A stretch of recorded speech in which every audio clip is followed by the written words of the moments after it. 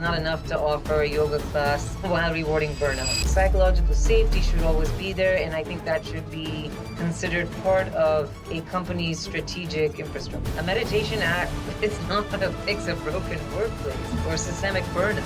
Dr. Anjhula Mya Singh Bais is a global psychologist and human rights advocate, leading trauma recovery efforts. She is the immediate past chair of Amnesty International's International Board. Why do you believe that mental health is one of the most underappreciated forces shaping the future? Mental health is not the side dish. It's the architecture of leadership itself. We discuss symptoms, but not the systems. And I would say that the biggest psychological shift that the world that we need.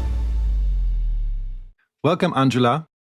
You've seen the world at its most compassionate and also its most broken. What's the biggest psychological shift the world needs right now? It's good to be here with you today. That's a beautifully loaded question. And I would say that the biggest psychological shift that the world that we need in the years ahead, I think we need to move from hyper-individualism to relational intelligence. So right now, I think we have this sort of dominant cultural myth that healing, success, resilience, it's a solo endeavor. But actually that act, it's eroding our sort of collective capacity. So we need to restore the idea that we're all sort of co-regulators of each other's nervous systems, both psychologically and now especially geopolitically. And why do you believe that mental health is one of the most underappreciated forces shaping the future? Well, I think human beings have a bias towards what they can see, what they can measure, an objective sort of external focus of control. And of course, there's so much empirical science underlying psychology, but it's also something that invisibly governs decision-making at every level, right? Whether it's the family, the state, institutions. And so whether it's from conflict escalation to innovation paralysis, when you have unprocessed trauma and an unchecked ego, that's going to shape outcomes that oftentimes we as a society or population that we mislabel as, oh, it's political or it's economic. Mental health and, the COVID pandemic has really demonstrated this. Mental health is not the side dish. It's the architecture of leadership itself. And although there's a growing debate around this topic now globally, where do you feel that there are still elements in which the debate is falling short? I think, yes, of course, the stigma is lifting. I can see that, in my own practice. I'd say a decade ago, there would just be a huge stigma to seek therapy, or if you need a psychologist, you must necessarily be crazy. So that stigma is lifting, but the framing is still very diagnostic and Western-centric. As a populace, we discuss symptoms, but not the systems. And if we're talking about inclusivity, sort of the indigenous wisdom, the global south, and this kind of embodied knowledge, all of that still remains a footnote. So we really need to make room for pluralistic psychologies that account for caste, climate, colonialism, and more than ever, connection. And you've worked with many different people, from trauma to survivors to executives. Do you see any patterns that are similar when it comes to mental health across these different environments? Oh, yes, absolutely. That adage that, if you cut a human being, we all bleed red. Both, whether you're a trauma survivor or a CEO at the helm of the biggest sort of conglomerate or company, both carry armor. So trauma survivors, they often distrust safety. Executives often conflate worth with performance. But I think if you look beneath that, there's a yearning to be seen. And that is a yearning to be seen without conditions. So healing happens when you create spaces where people don't have to audition for their humanity. Which can be very difficult in specific situations, especially when you look at the workplace, right? I think we're incentivizing the wrong things. And what role has technology played in mental health? Yeah, that's a double-edged sword. In one way, it's democratized, rather, access. But then I also say it's digitalized avoidance. So, sometimes I look at workplace policies and I'm there to consult on them. And I want to be graceful with the benefit of doubt. I'm sure they mean well, but it's like a meditation app is not going to fix a broken workplace or systemic burnout. And on the flip side, though, if we design these policies and utilize technology when it's sort of designed with ethics and empathy, then you can actually scale emotional literacy. If you have emotional literacy, then it's sort of like a social vaccine.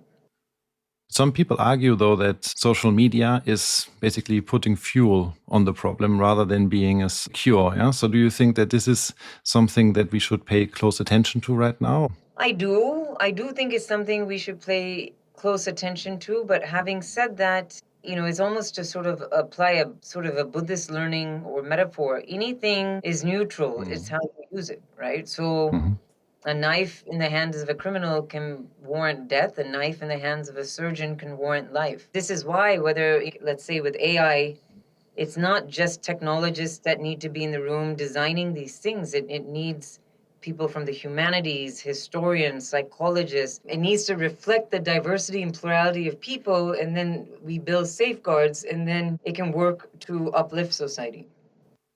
So we need a different group of people in the debate on these topics, which is, I think, very, very important. Now, you touched upon many different aspects already when it comes to mental health. I bet that many people that are listening to us right now are struggling with this topic in one way or the other. Are there any approaches or tools that people listening to us can use right now to improve their mental fitness? So many, but I think probably one of the most underrated ones is boundary rituals. And that got really lost during the COVID pandemic, right? You maybe wake up from your room and then walk a couple steps, and that's your office.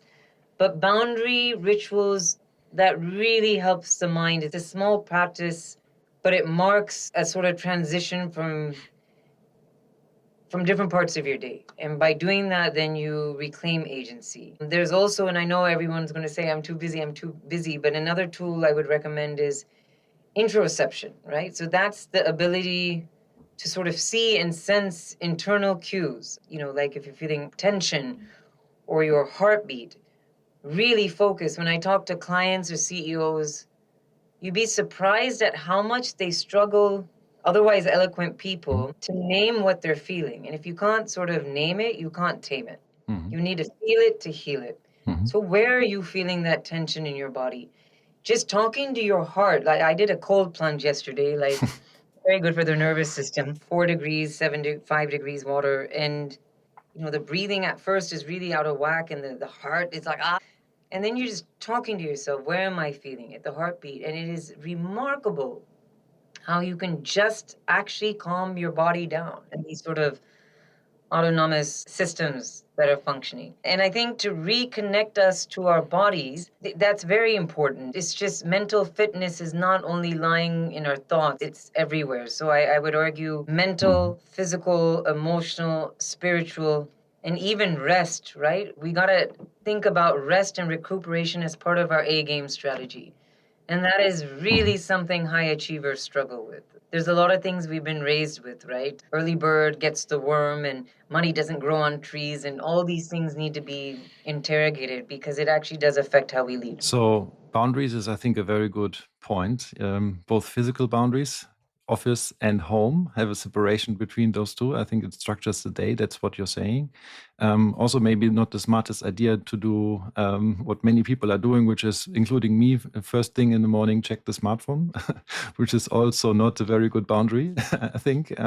But you talked about introspection and realizing basically your emotions and your feelings.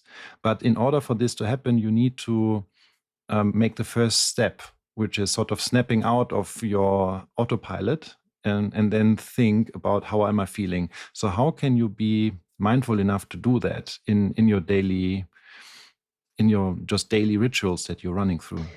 So pretty much we're all running on habituation. 95% of what we do is habit and unconscious. And yet we trick ourselves by saying, this is who I am, it's automatic. It feels and it is now automatic because you've had a decade or many decades maybe of doing the same thing. So like neuron-wise, you've built a super fast Autobahn or information highway.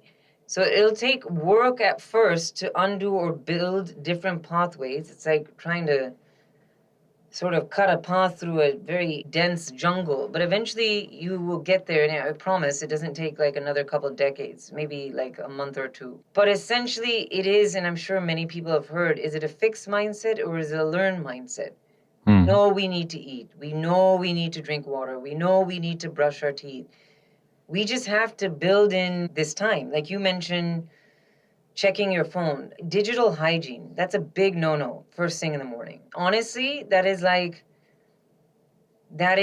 just like you wouldn't probably open a bag of chips and eat that in the morning. There's no nutritional value. You're doing the same thing for your mind. Like what do you read last thing before you go to bed? That actually affects your subconscious and the quality of your thought that you sort of go into dreamland and sleepscape with. So, watching a horror film, reading sort of junk before bed and, on the screen, absolutely not. The blue light, that really affects your circadian rhythm. I always tell clients 1 hour before bed, 1 hour in the morning, no technology. I would say that the number one reason that people are in therapy or let's say CEO coaching or anything, it manifests in different ways, but it boils down to the discomfort of being in a room alone in silence by yourself. You always need something. Netflix, radio, this, that, ping, ping, Instagram, LinkedIn. No, not at all. And especially with the advent of AI, there's a lot of doomsday, they're going to take over, they'll replace our jobs. You just need to find a way that it assists you, but that you're in control. Put aside what AI may or may not do. If we don't have enough discipline to say, I'm not going to check Instagram first thing in the morning, then it's really not AI that's, messing with us, right? It boils down to us. And then I would recommend having an accountability partner. I have a friend that every Monday we churn out a list to each other about 3 things that we have gratitude for. Actually really helps with a mind shift. Energy follows thought. It's, if you think about it, no Olympic athlete sits there at the beginning of a race, beginning of Wimbledon going, I think I might lose this, right? They have quite the focus and the winner mindset, and we need to do that every day in our daily lives. And you'd be surprised how tiny, tiny little shifts. Like if you tell your partner or spouse, like 1 hour, no social media, no technology first thing in the morning, you have outsized benefits. And many of us are also leaders, leading other people in organizations or other contexts. So there's the challenge of leadership, and then there's also the challenge of making sense of the world, right? Because there's like permanent uncertainty, everything is changing around us. How can you become a mentally resilient leader? Well, that's pretty simple in my opinion. It's a person who has done their shadow work. So resilience isn't, contrary to what a lot of people think, it's not about pushing through. It's about metabolizing discomfort without outsourcing harm. In today's climate, a leader has to know how to hold complexity without collapsing. We need to learn to speak truth in a way without spectacle. And I haven't met anybody, myself included, whose uncertainty and resilience muscle isn't flabby. But there's definitely ways of toning that muscle, right? If you want to get a beach body in the Northern Hemisphere, summer has started, you don't go to the gym once and go, why does not, my body look amazing, right? You go consistently. It's the same with the mind. Even sometimes, well, not sometimes, quite often, even when we know something's not good for us, as long as it's familiar and we know it's happening, we prefer routine that's not good for us than the unknown, which is so scary. But I think reframing is our superpower as human beings. It is our choice whether we decide, like when we're talking about uncertainty and resilience and shadow work, it is our choice whether we look at it as like what's happening as a black hole or a galaxy full of possibilities. And when you choose to look at it as, in the latter, that has knock-on effects on your nervous system. You're not coming from the reptilian brain of like fear and survival, prefrontal cortex, executive decision-making, where it starts to broaden, calm down, and you actually see solutions and ideas and creativity that wasn't available before. And when it comes to designing organizations, the workplace is a place where we spend a lot of time. So how can we make sure that these workplaces are actually mentally healthy places to work?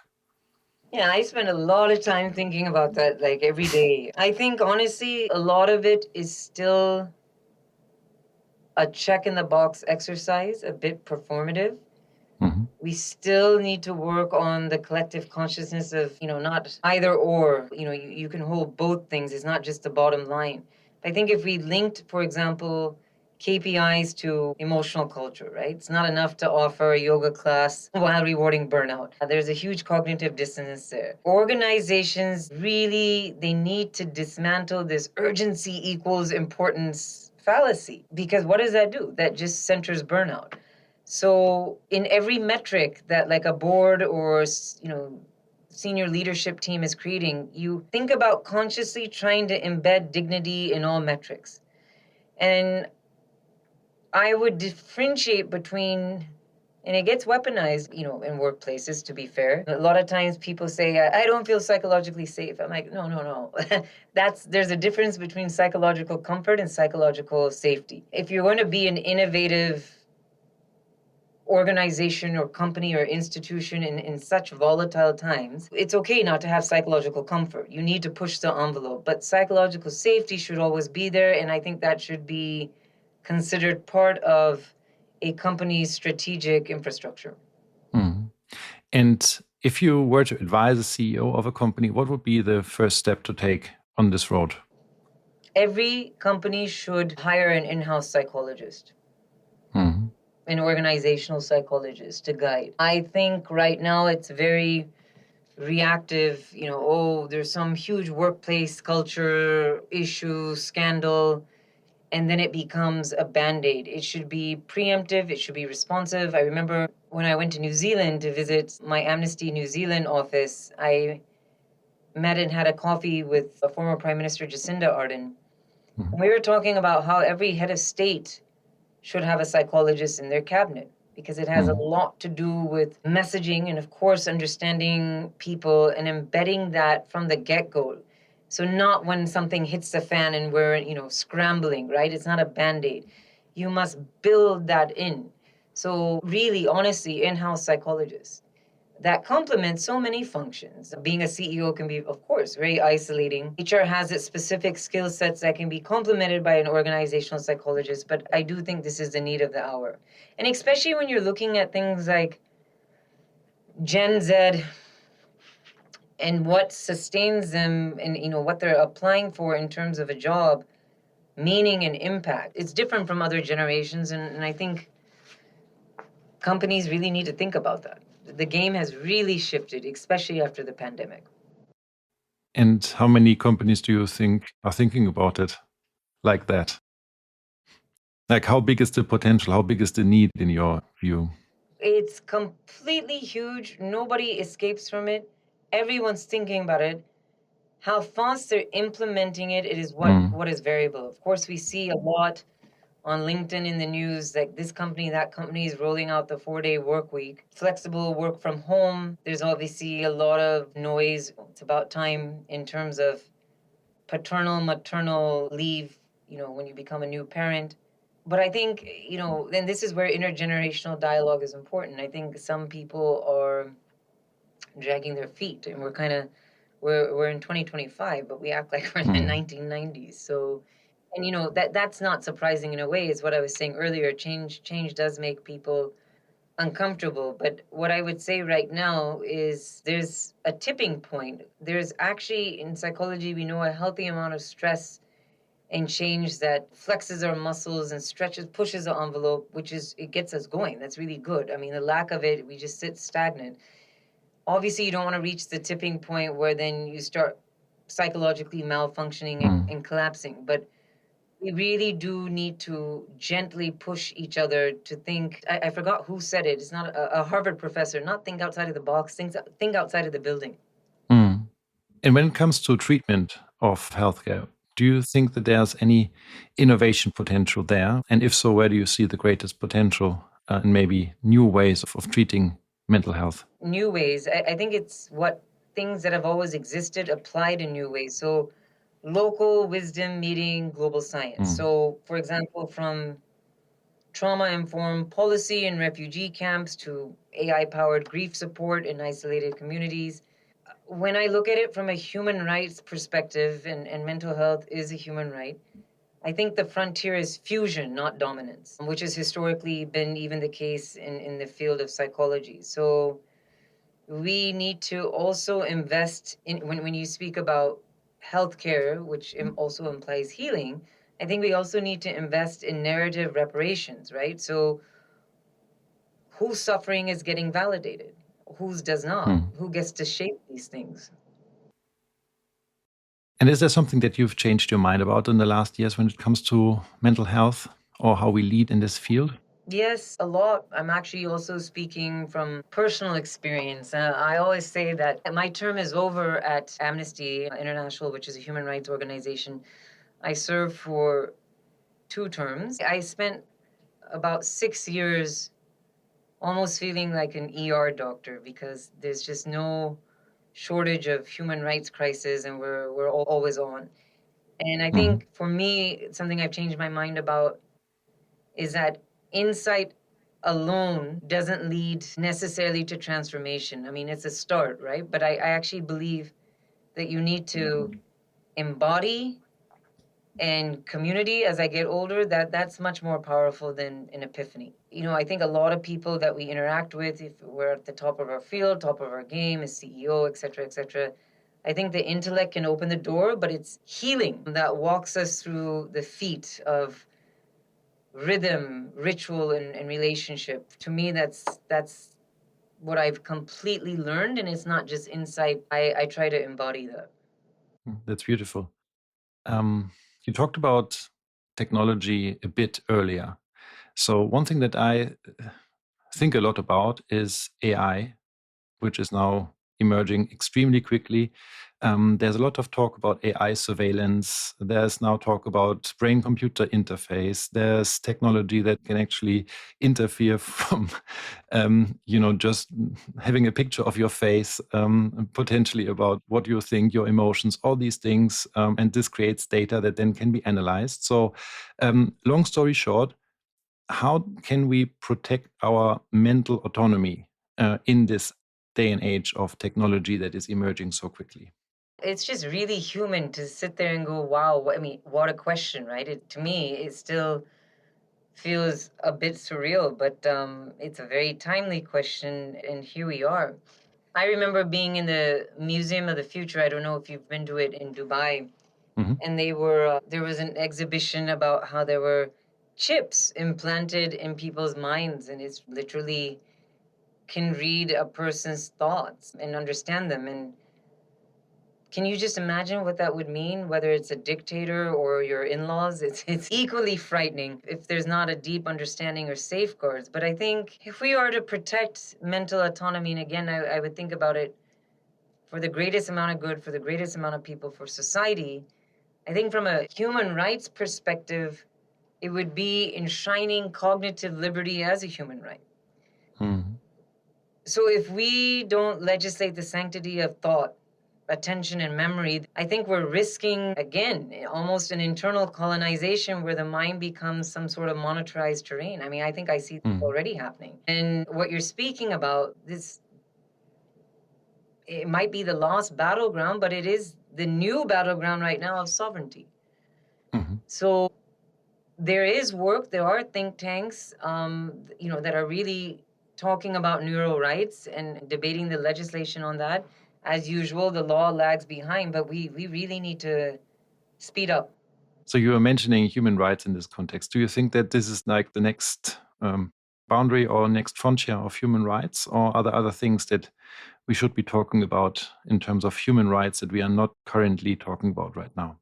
I think we're talking about all of it. I don't think there's just one frontier. Again, my argument would be that we're not moving fast enough. But then again, there's just so much happening that there's an attention deficiency, right? And with everything in the news, there's also compassion fatigue. But I think the other frontier, if you will, besides this technological aspects, for human rights would be the right to repair. So from historical trauma to ecological grief, right? We talk about rights to freedom, but I don't think there's enough talk about the right to heal from its absence.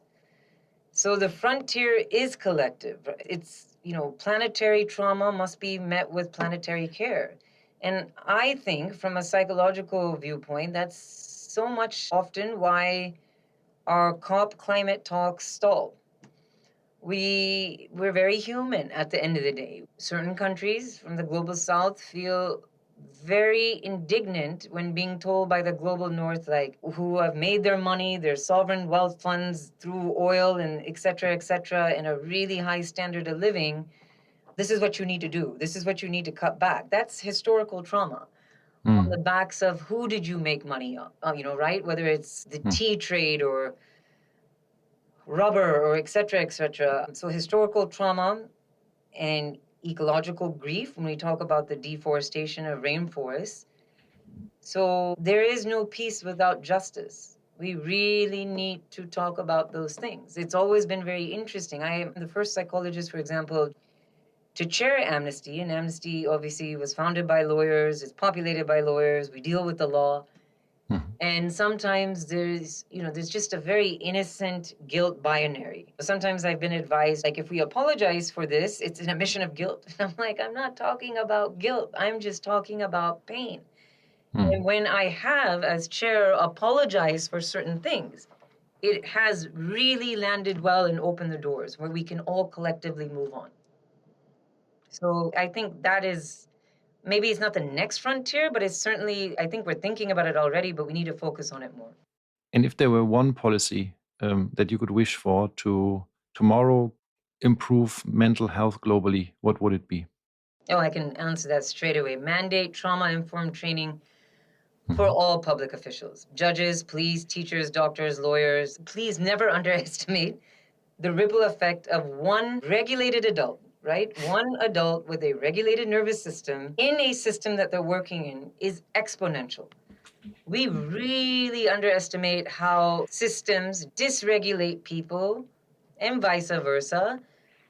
But I think we're actually seeing that in real time. We have certain heads of state right now that are around the world that are completely dysregulated, and it's like a telenovela, and this is not boding well whatsoever. So again, I work with medical doctors all the time, judges, lawyers. And as a psychologist, I really, of course, I have deep respect and I admire the intellect, but it gets so exhausting, the dysregulation. It's just like, you can go so far if you have the right bedside manner or if you can read the room emotionally.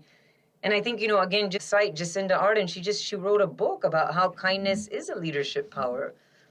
And so, yeah, that would be my policy go-to. Trauma-informed training for pretty much everyone. Roll it out. And maybe you've answered this, but when I think about power and leadership, and you were mentioning how much influence this has, what kind of ripple effects this has, is there like a misconception about this concept of power and what we think leaders should be like, that we still believe today that we shouldn't? Oh, yes, absolutely. I see this in so many organizations I work with, be it WEF, YPO, Amnesty, and it's basically that leaders must be invulnerable. And it's this kind of myth that breeds silence, burnout, and at times sort of authoritarianism. Real leadership, in my opinion, is metabolizing. You take feedback without fragility. You're brave enough to listen to it and to be changed by it. And vulnerability is a strength. You need to model that. Otherwise, if you're just, I'm invulnerable, what are you telling your team members? And then all of a sudden, everyone's malfunctioning. That's also very different. I mean, I'm not saying that as leaders, at the helm of companies and organizations, we should, there's also something as TMI, too much information. We obviously need to have strength and courage and not sort of collapsing, or to use Gen Z language, to be a hot mess. But we need to balance that with the stoicness and that, as the British would say, the stiff upper lip that invulnerability, that's not human. That's such an impossible standard. You're setting everyone up for failure, including yourself. Mhm.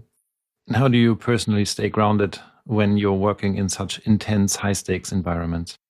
Oh, it's a daily practice. I anchor, Philip, myself in meaning, not outcomes. Mm. So I've sat in silence in Buddhist monasteries. I've sat in war rooms alike. I think when it's really tenuous, and believe me, there's just been some life and death situations. When I feel overwhelmed, I ask myself, what would love do with power here? Mm. And then that brings me to my center. Mm. That's something I think we can all learn from. That's beautiful. Thank you. And when you're facing doubt or uncertainty, is there one thing that helps you guide your next move outside of this, what you were just mentioning, or is this? Yeah, I mean, and again, there's just been in the past years so many high stake decisions. I'll just always check in with myself and ask, where am I moving from fear or from freedom? And then that question and that answer becomes my compass. Oftentimes, fear will sound reasonable, but freedom is sort of like a truth with breath behind it. You'll know. And again, it goes back to like earlier what we're talking about, that embodiment. If you're in tune, right, with your mind and body, and you make that a daily practice, you will be in a second able to go, whoa, that decision is coming from a reactive fear, even though it looks reasonable, and we try to rationalize it.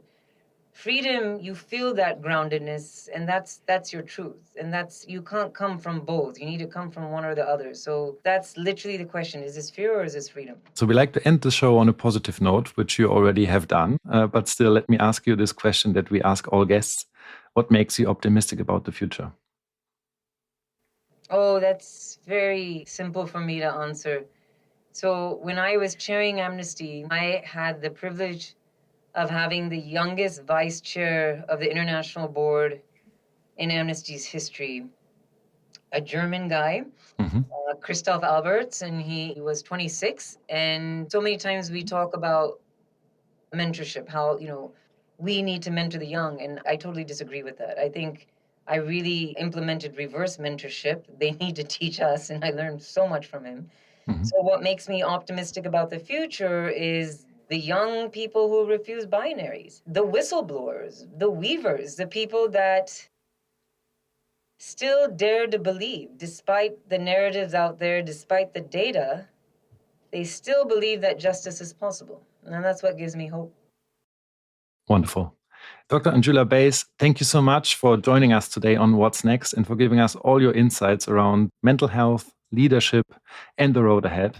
And to all of our listeners, stay curious and join us also next time for the next episode of What's Next.